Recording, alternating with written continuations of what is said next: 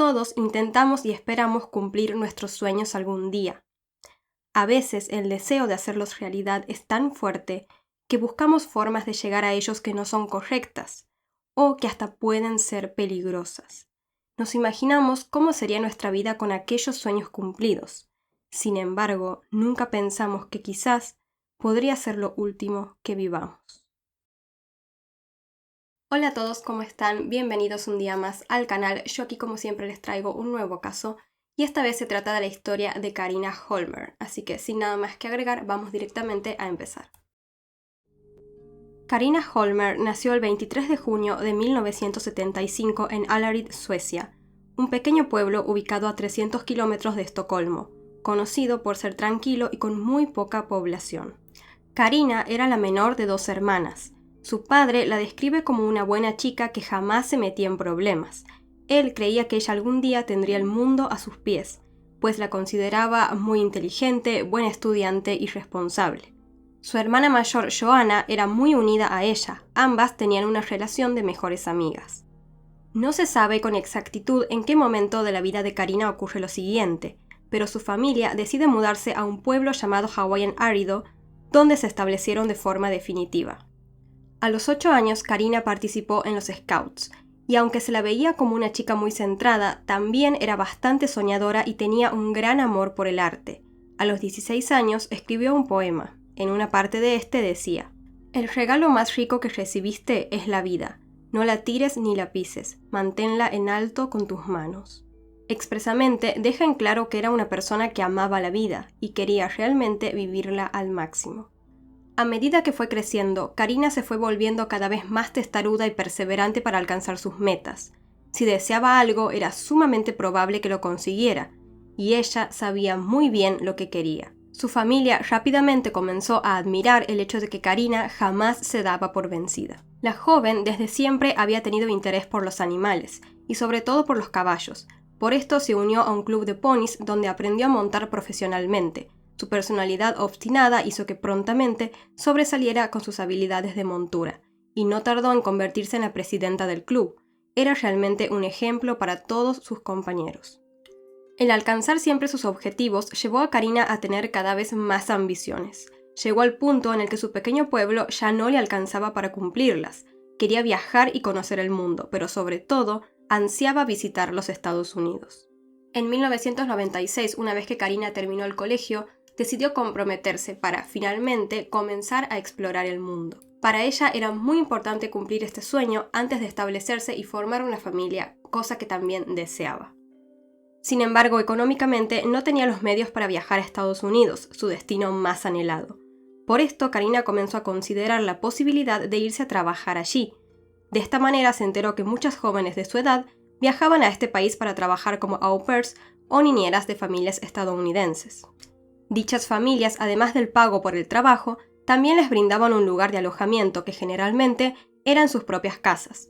Karina creyó que esta podría ser una gran opción para ella. Investigó acerca de varios programas y sobre los procedimientos oficiales y legales que debía seguir para convertirse en niñera. Se percató de que se requería completar una serie de pasos no tan sencillos. Generalmente, las familias estadounidenses buscan una niñera a través de una agencia oficial. La misma debe entonces realizar todos los pasos legales para que el aspirante a au pair pueda ingresar al país. En estos se incluyen otorgarle una visa de trabajo de 13 meses. Para obtenerla, debe ser enviada a la embajada o consulado una solicitud en el país de origen. La aspirante luego debe ser entrevistada y, pasadas estas instancias, se revisarían sus antecedentes y se solicitaría un examen médico y psicológico. Una vez concluido todo este proceso, la aspirante viaja a Estados Unidos para pasar por una capacitación antes de ser designada a una familia definitiva. Claramente, seguir todos estos pasos correctamente siempre es la mejor opción. Pero como suele suceder a veces en otro tipo de situaciones, hay maneras poco legales para evitar tales procedimientos. Karina decide tomar esta segunda opción, debido a que no tenía dinero y no podía darse el lujo de esperar a que se concretaran todos los pasos burocráticos para poder ser aceptada como niñera. Pero justo en ese momento su suerte da un giro de 180 grados. Karina compró un boleto de lotería de su país y consiguió ganar $1.500. Ella estaba muy feliz y decidió destinar todo ese dinero a su viaje a Estados Unidos. Sin embargo, esto no cambiaría tanto su primera decisión, debido a que para ese entonces ya había establecido contacto con un agente sueco que operaba en una agencia de niñeras sin licencia, y que incluso había recibido condenas ya por esto. Él le ofreció a Karina cumplirle el sueño de ir a Estados Unidos rápidamente y sin tanta burocracia. Tenía 20 años Cuando, gracias a este agente sueco, Karina finalmente llegó a los Estados Unidos, sin visa, sin registro en ninguna agencia oficial y con una identificación falsa. Aunque su situación no era la mejor, ella estaba muy emocionada por su nueva aventura. Se dirigió a Boston, donde comenzó a trabajar como au pair para una familia durante todo el verano. Una vez cumpliese con este trabajo, Karina estaba decidida a regresar a su país para continuar con otras aventuras. El lugar donde vivían sus empleadores era una gran casa en un área acomodada en Dover, Massachusetts, a 16 millas al sureste de Boston. La familia estaba conformada por el matrimonio de Frank Rapp, un fotógrafo comercial, su esposa Susan Nichter, una pintora, y sus 2 hijos. Durante la semana, la joven trabajaba según lo planeado. Los deberes de Karina consistían en cuidar de los niños y realizar algunos quehaceres de la casa, y los fines de semana su empleador Frank le permitía quedarse en un estudio de Boston de su propiedad, donde él trabajaba en la semana.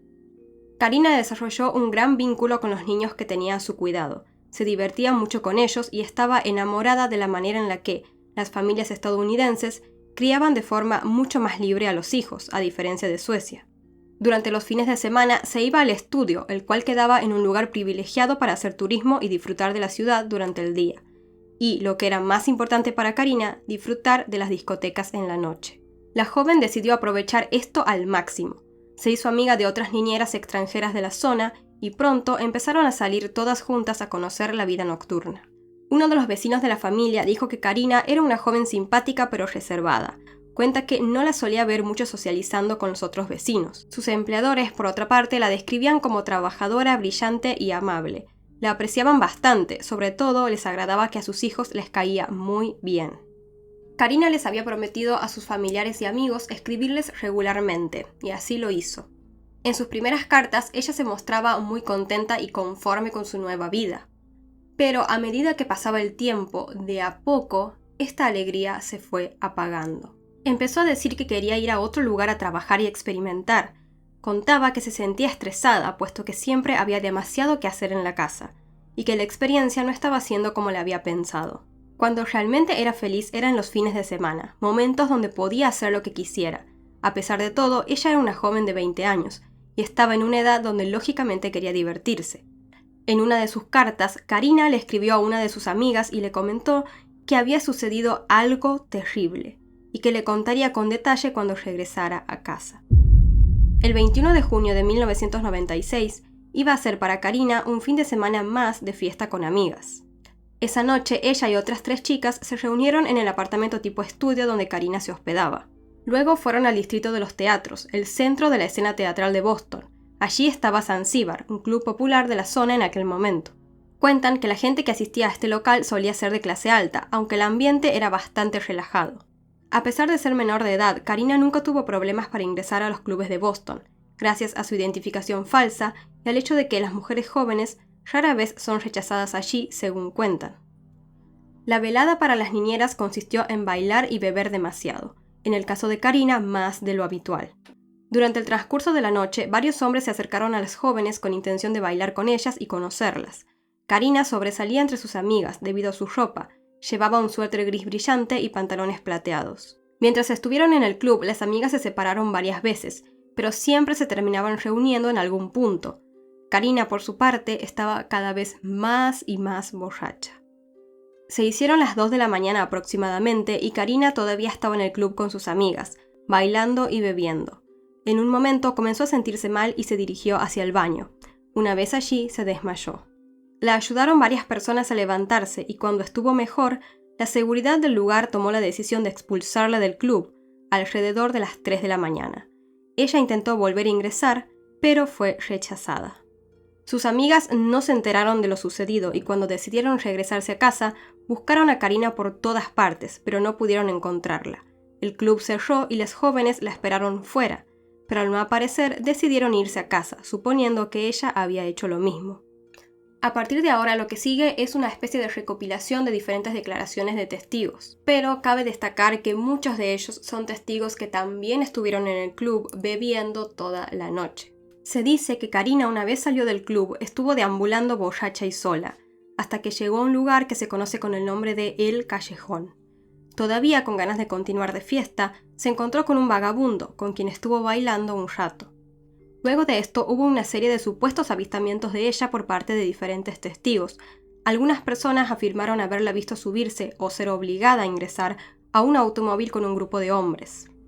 Luego, varios testigos dijeron repetidamente a los investigadores que vieron a Karina aquella noche hablando con un hombre muy distintivo, llamado Herb Witten, quien era muy conocido por su presencia fuera de los bares y clubes nocturnos, y a quien se distinguía debido a su gran estatura, contextura y por su tendencia a disfrazar a su perro y a él mismo con camisetas de Superman, supuestamente como una forma de atraer a las mujeres. ¿Dónde estuvo Karina después de estos supuestos avistamientos es un misterio, pero de lo que sí se tiene certeza es que se le perdió el rastro después de las 3 de la mañana. Algunos informes dicen que ella regresó a su departamento, debido a que fue registrada por diversas cámaras de seguridad mientras se dirigía caminando hasta allí, pero dichos informes con el tiempo fueron refutados. Visto que esto ocurrió un sábado y Karina no debía presentarse a trabajar sino hasta el lunes, durante el primer día de su desaparición nadie se preocupó. No era extraño que ella no se comunicara con ninguno de sus amigos al día siguiente de una salida. Algunas fuentes dicen que lo que les voy a contar a continuación ocurrió 12 horas después de que Karina desapareció, otras que pasaron casi 2 días, así que vamos a buscar un punto intermedio y digamos que pasó más o menos un día desde que Karina desapareció. Un vagabundo se encontraba buscando latas y botellas en un contenedor de basura en el barrio de Fenway en Boston, lugar muy cercano a la discoteca Zanzíbar. Durante su búsqueda se topó con algo grande dentro de una bolsa, que lo obstaculizaba para poder excavar por el contenedor, así que optó por tomar ese objeto. Se percató de que se sentía algo bastante extraño, por esto el hombre decidió abrir la bolsa, y se encontró con lo que menos habría esperado. Era un brazo humano. Conmocionado por su descubrimiento, se encaminó a la comisaría más cercana para denunciar su terrible hallazgo. Los agentes de policía se dirigieron al lugar de inmediato y quedaron horrorizados con lo que encontraron. Resultó ser que no era solo un brazo. Dentro de la bolsa se hallaba el cuerpo de una joven mujer, pero solo la mitad de ella, la parte inferior de su cuerpo de cintura para abajo, no se encontraba por ningún lado. La parte del cuerpo de la mujer que fue descubierta estaba en perfectas condiciones.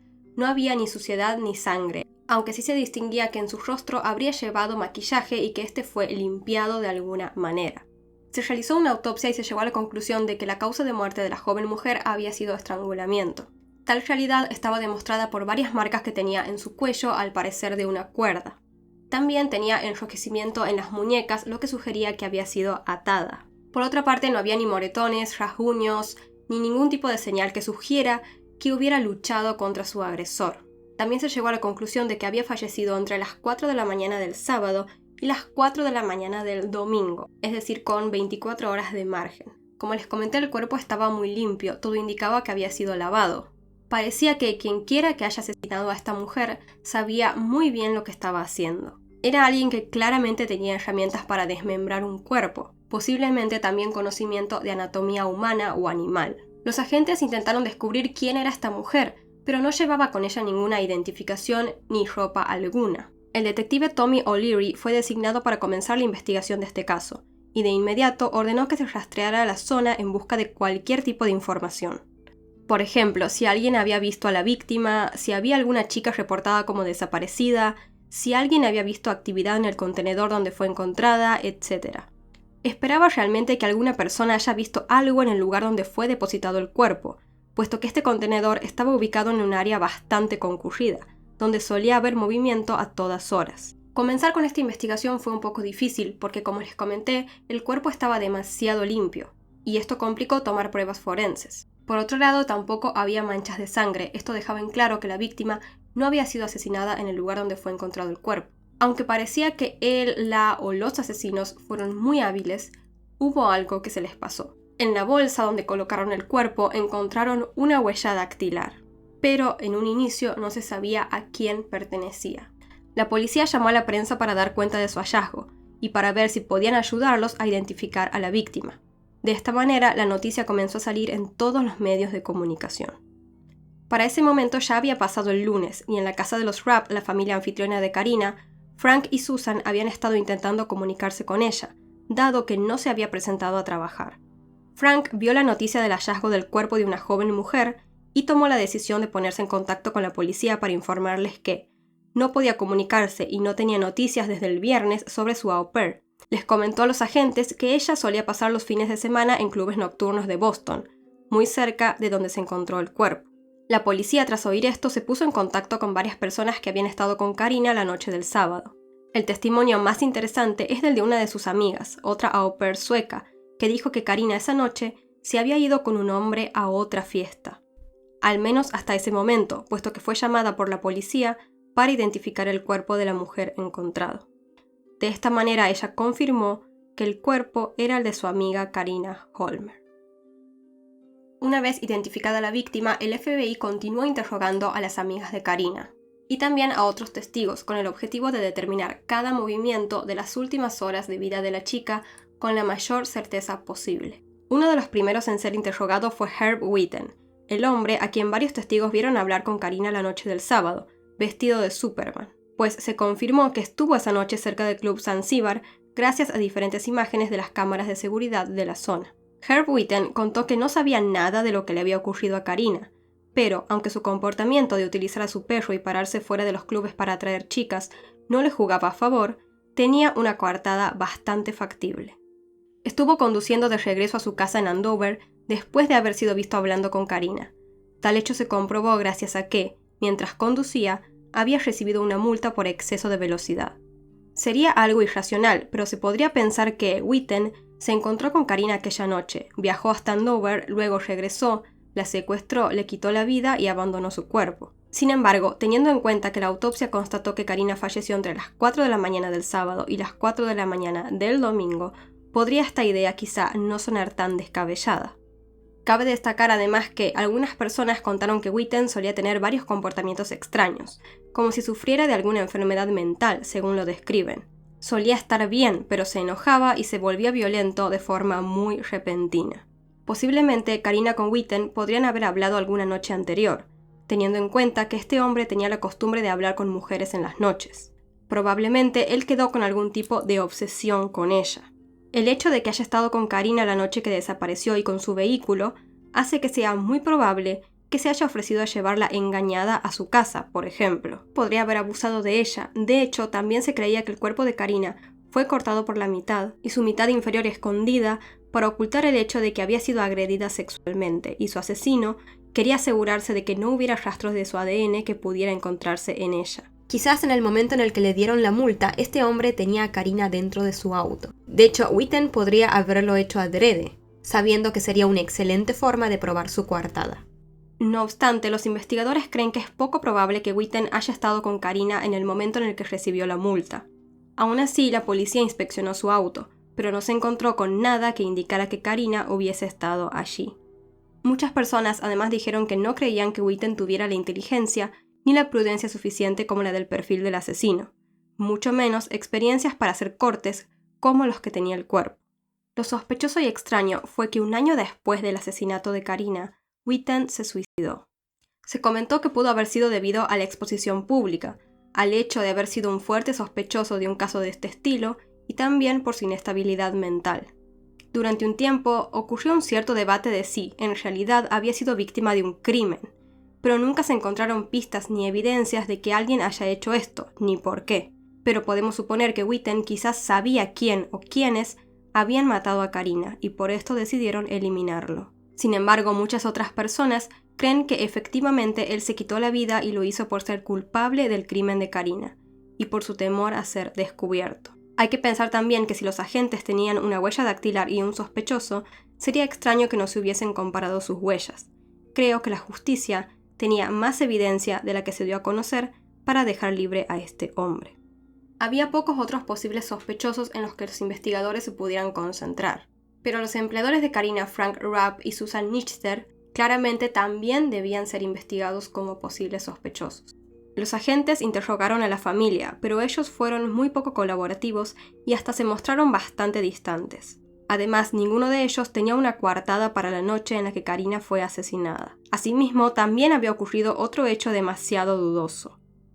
Durante aquel lunes llamaron a la policía para que se dirigiese a la casa de Frank y Susan, debido a un incendio que se había iniciado en un contenedor de basura de su propiedad. Se analizaron las cenizas del fuego en busca de restos humanos, pero no se encontró ninguno. Igualmente, se determinó que los elementos del contenedor no le pertenecían a Karina. Tampoco se logró identificar a la persona que provocó este incendio ni por qué. Lo del contenedor fue algo raro, pero al fin y al cabo las coincidencias existen.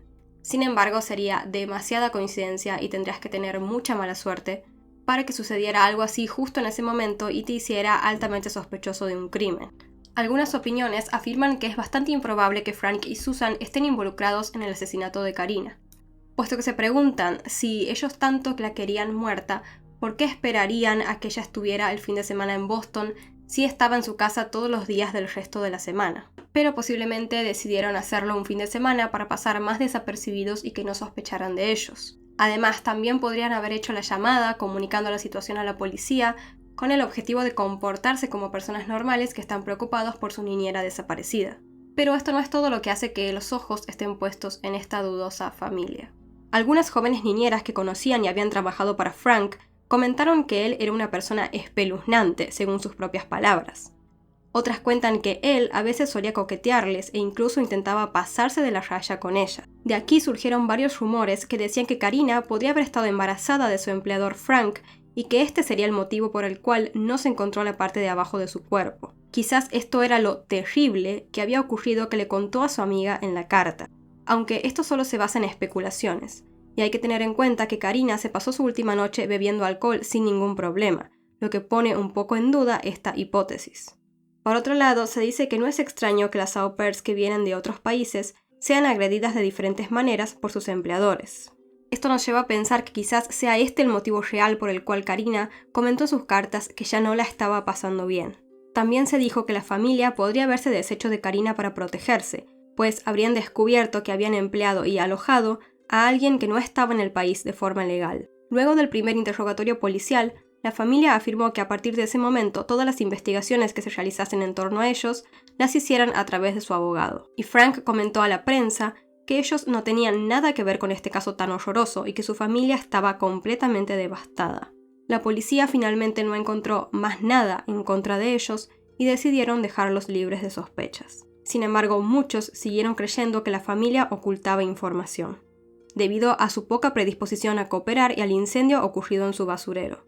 Ellos siempre se mostraron devastados por el crimen, entonces, ¿por qué no colaborarías con la policía intentando abiertamente aportar algo que ayude a resolverlo? Han circulado varios rumores alrededor de esta familia desde que sucedieron los hechos. La esposa de Frank llamó la atención en varias ocasiones gracias a varias de sus obras. Recordemos que ella era artista. A varias personas les parecieron perturbadoras y se mostraron sorprendidas con varias cosas que se veían.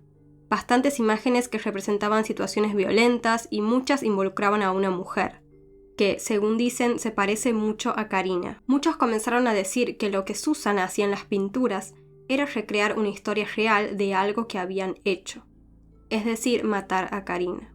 Pero el motivo de realizar estas obras podría ser que la mujer se quedó muy choqueada tras el crimen, y fue eso lo que la inspiró a realizar las pinturas. No quiere decir con certeza que esté involucrada en el caso. Incluso pudo ser inconsciente la transmisión de su shock a su arte. También, por otro lado, el arte es algo muy subjetivo y siempre está sujeto a interpretaciones personales. Pasados los años, la familia anfitriona no tuvo más comportamientos inadecuados ni estuvieron envueltos en situaciones raras. Esto hizo que muchos ya quitaran los ojos de encima de ellos para sus teorías sobre este caso. Se trató de investigar al supuesto grupo de hombres que obligó a Karina a subirse a un auto según algunos testigos, pero no se pudo determinar a nadie en particular, además de que a la policía les resultaba extraño que la joven ingresara a un auto aquella noche con cualquier persona. Asimismo, ninguna cámara de seguridad cercana captó alguna situación como esta. John Sewis, músico de música industrial de una banda llamada Sleep Chamber, que vivía cerca del área donde encontraron a Karina, también fue considerado sospechoso. No había un motivo exacto, sino más que nada fueron su comportamiento y su estilo de vida en general los que lo pusieron en la mira. Seawiss era un adicto, y durante la investigación por el crimen de Karina, su adicción había empezado a empeorar. Se rumoreaba que estaba involucrado en la magia negra. Además, la música y las actuaciones de su banda fueron controvertidas, dado que hablaban de diferentes temas que por ser YouTube no se los puedo mencionar. Por otro lado, él también solía decir que usaban partes humanas para rituales satánicos. Sin embargo, se deduce que estas últimas afirmaciones las había realizado con el objetivo de generar una imagen determinada para su banda, y no porque fueran hechos reales. Finalmente, nunca se le presentaron cargos por el asesinato de Karina Holmer, y la policía después pasó a dejar de considerarlo como un sujeto de interés. Se tuvo en cuenta también a un hombre llamado Eugene McCollum, quien era un asesino confeso del crimen de 2 personas. Fue interrogado en relación al caso de Karina, pero nuevamente no pudieron relacionarlo. Y hasta aquí llegaba la lista de posibles sospechosos en el caso de Karina Holmer, teniendo dentro de ella a un hombre disfrazado de Superman y a un rockero que hace magia negra. Suena demasiado bizarro para un crimen tan atroz como fue este. Por ende, para ver si descubrían algo de interés, la policía comenzó a excavar más profundamente en la vida personal de Karina, tanto antes como después de su viaje a Estados Unidos. En los meses previos a su crimen se vinculó a Karina con un hombre del sur de Boston. Al parecer habían tenido una relación sentimental. Los agentes encontraron a esta persona y lo interrogaron, pero no encontraron nada en su contra. Además, tenía una importante coartada para la noche del crimen. Después hallaron a otra persona que también había sido pareja de Karina, que, por esas coincidencias, pertenecía a la policía de Boston. El oficial fue interrogado como cualquier otro sospechoso, pero tampoco parecía estar involucrado en el caso y fue desvinculado del mismo. No obstante, los habitantes de Boston comenzaron a sospechar de si, quizás, toda la policía estaba cubriendo al verdadero culpable. Cabe destacar que aquel departamento de policía encargado del caso no tenía buena reputación durante aquellas épocas. Así empezaron a circular los rumores de que tal vez este oficial de policía había matado a Karina y pudo salirse con la suya, dada su posición de autoridad y a sus colegas que lo encubrieron. Pero el crimen había sido demasiado fuerte y espantoso como para que tantas personas estén dispuestas a ocultarlo. Además, si fue un encubrimiento, sería poco común que con el tiempo no haya salido absolutamente nada a la luz. Nadie sabía cómo era la relación entre Karina y el oficial, qué trato tenían entre ellos, ni ningún tipo de información que permita llegar a más conclusiones.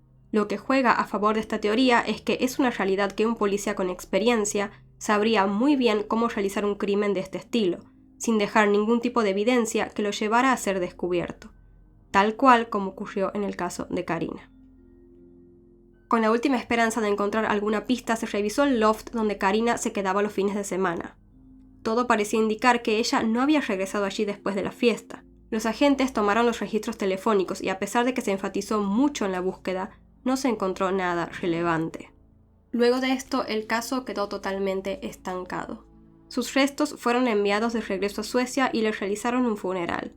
La familia decidió para la ocasión vestir con colores brillantes, para así celebrar lo que había sido la vida de Karina. Hubo varios crímenes más en la zona desde el asesinato de Karina Holmer, y la policía siempre estaba dispuesta a buscar si había algún tipo de coincidencia entre ellos. A lo largo del tiempo, cada vez que se encontraba un cuerpo cortado de alguna manera, las campanas del caso de Karina sonaban. En 1999, los detectives de Boston volaron a Hollywood, Florida, cuando el cuerpo de una mujer llamada Delia Lorna Méndez, de 34 años, fue encontrado dentro de un contenedor de basura, también cortado en 2. A la policía le llamó la atención la similitud con el caso de Karina. Sin embargo, también había muchas diferencias. Por ejemplo, en el caso de Delia, sí se encontraron ambas partes de su cuerpo. Además, parecía haber sido un ataque y un crimen desorganizado, a diferencia del caso de Karina, que fue metódico y planeado. Para ese momento solo se podía esperar a tener más información, por ejemplo, de los resultados de la autopsia. La policía se mantuvo atenta, sin embargo, todo quedó en la nada, dado que finalmente no pudieron conectar ambos casos. Tras la falta de más pruebas y personas que involucrar, la teoría más acertada podría ser que un sospechoso desconocido sabía que Karina iba a salir aquella noche, que se emborracharía y estaría vulnerable. Quizás le ofreció llevarla a otra fiesta o a su casa y así la secuestraron. O probablemente Karina esa noche ya tenía planeado encontrarse con alguien. Ella les había dicho a una de sus amigas que iba a irse a una fiesta con otra persona, pero luego muchos dicen haberla visto caminando sola, por lo que ¿les habrá dicho a sus amigos la verdad? ¿Quién era ese alguien? ¿Iban realmente a una fiesta o era solo excusa de Karina para sus amigos y tenía pensado ir a otro lado? La realidad era que en las condiciones en las que estaba podría haber sido manipulada fácilmente por cualquier persona. Posiblemente, como sucedió en otros casos que vimos, quizás fue alguien que conoció esa noche, que no la buscaba a ella específicamente, sino simplemente tenía la intención de encontrar una víctima y se topó con Karina. Pero decidida la víctima o no, todo parece indicar que cada paso para cometer este crimen estaba completamente planificado y pensado, desde los lugares hasta las herramientas que se utilizarían, etc. Para muchos, las características de los hechos demuestran que no hubo cuestiones personales de por medio y que quien hizo esto vio a Karina como un objeto y no como una persona. Pero muchos otros creen lo contrario, dicen que es muy probable que se tratase de una venganza personal contra ella. La separación de su cuerpo quizás no fue más que una manera de poder ocultarlo mejor, y no porque hubiese estado embarazada o haya sido agredida sexualmente. Algunos creen que la parte faltante de su cuerpo estuvo en algún otro contenedor de basura, visto que la parte que sí se encontró fue por pura casualidad. Como les comenté anteriormente, en una de sus cartas, Karina le escribió a una de sus amigas diciéndole que había sucedido algo terrible. Algunos creen que esto que tenía para contar fue la razón por la que finalmente fue asesinada. Lamentablemente, en dicha carta ella no dio ningún tipo de pista sobre lo que podría haber sido. Desde que sucedió el caso de Karina han surgido numerosas teorías sobre su muerte, pero siempre se quedaron en eso, simples teorías. El periodista policial Billy Jensen, ex editor del Boston Phoenix, publicó un artículo que compara el trágico caso de Karina Holmer con el de Elizabeth Short, también conocida como la Dahlia Negra, ocurrido en 1947. Es un artículo realmente interesante que analiza las muchas similitudes y diferencias que se aprecian entre los casos de las dos mujeres. El hecho de que ambas fueran asesinadas por la misma persona pareciera ser un escenario casi imposible, pero la comparación es alucinante. 50 años antes del caso de Karina, en enero de 1947, Elizabeth Short se fue a Massachusetts en búsqueda de una mejor vida y una mejor fiesta en Hollywood. Ella era una mujer con apariencia de estrella de cine, siempre vestía de negro y solía pasar el rato en bares y farmacias. Para mantenerse se las arreglaba día a día con limosnas de amigos y extraños. En la mañana del 15 de enero, Betty Bersinger caminaba con su hija pequeña por una calle sin terminar en una zona de construcción del vecindario de Leimert Park en la ciudad de Los Ángeles, cuando vio lo que ella pensaba que eran dos mitades del maniquí de un sastre, pero en realidad era el cuerpo de Elizabeth Short. Le pusieron el apodo Dahlia Negra, en un guiño a la película La Dahlia Azul, protagonizada por Veronica Lake y estrenada el año anterior, porque Elizabeth Short lucía el pelo oscuro y vestía de negro. Cuando encontraron sus cuerpos, tanto Dahlia como Karina tenían ligaduras en sus muñecas, lo que sugería que habían sido atadas. Al rostro de Karina le habían lavado y quitado todo el maquillaje que ella normalmente solía utilizar para ir a las discotecas. Por su parte, el cabello de Dahlia había sido lavado con shampoo, eliminando su famoso tinte negro y develando una cabellera roja. En el caso de Karina, su asesino no buscaba hacer una declaración. Una vez que él o ella se salió con la suya, simplemente desapareció. Fue el típico crimen que consiste en cometer el hecho y luego regresar a la vida cotidiana y fingir que nunca sucedió. Pero mientras el asesino de Karina se llamó el silencio, el de Dahlia no solo tuvo el objetivo de cometer el acto en sí. Se burló de la policía en varias ocasiones enviándoles cartas, y en una ocasión incluso les hizo llegar el contenido del bolso perdido de Dahlia. La mayoría de la gente está de acuerdo en que el último lugar donde fue vista a Dahlia con vida fue en el vestíbulo del Hotel Biltmore, en el centro de Los Ángeles. Pero no sabemos con ninguna certeza el lugar donde Karina pasó los últimos momentos de su vida, o quiénes realmente la vieron viva por última vez. El caso de Karina recibió poco y nada de atención de los medios. En cambio, el de Dahlia, todo lo contrario. Se produjo un frenesí de los medios de comunicación, y más de 50 sospechosos fueron entrevistados. Décadas después, en 2006, llegó incluso al cine, en una adaptación de la exitosa novela de James Ellroy inspirada en el caso. Se hizo tan conocido que, como les comenté al principio, pasó a ser el caso más famoso de Los Ángeles. Hoy en día incluso se puede ir al Hotel Biltmore y pedir en el bar un martini llamado Dahlia Negra. El caso de la Dahlia Negra se convirtió en una especie de cliché, en una especie como de advertencia en donde una ilusa y joven mujer llega a Hollywood con muchas ilusiones y las cosas le terminan saliendo muy mal, al igual que le sucedió a Karina. Han pasado 26 años desde que le arrebataron la vida a Karina Holmer. No hay ningún responsable y nunca se encontró el resto de su cuerpo. Tampoco se supo de quién era la huella dactilar encontrada en la bolsa. La policía dice que continúa hasta el día de hoy trabajando en el caso. Según ellos, viajaron por todo el país investigando, analizando casos que pudieron ser similares para encontrar una posible conexión, entre otras cosas, pero todo sin éxito. En años no hubo ningún tipo de avance y persisten las mismas incógnitas de siempre.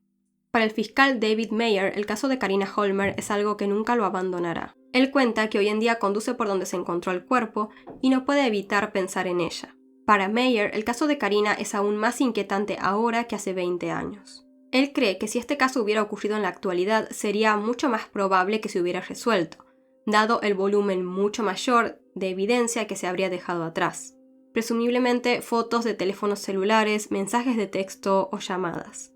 Desafortunadamente, nada de eso existía en ese entonces, dejando muy poco para que los investigadores pudieran trabajar para resolver este caso frustrante y trágico.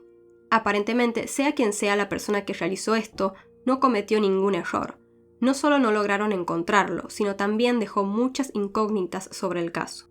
¿Dónde ocurrió? ¿Cómo ocurrió? Y sobre todo, ¿por qué le hicieron esto a Karina?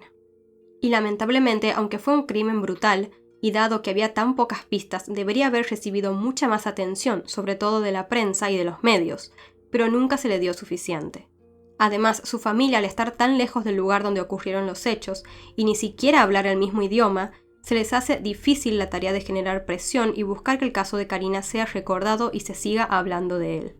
Sin embargo, Karina siempre tuvo a su familia, amigos y otras personas que se mantuvieron constantemente buscando información, manteniéndola viva y dispuestas a luchar hasta encontrar la verdad sobre lo que ocurrió y no parar hasta que se haga justicia.